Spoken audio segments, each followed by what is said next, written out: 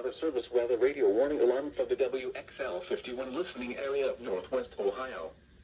During potentially dangerous weather situations, specially built receivers are automatically activated to warn of impending hazard. Tests of these receivers are normally conducted by the National Weather Service every Wednesday between 11 a.m. and noon. When there is a threat of or existing severe weather in the area, the test will be postponed until the following day. This ends the test of National Weather Service weather radio warning alarm.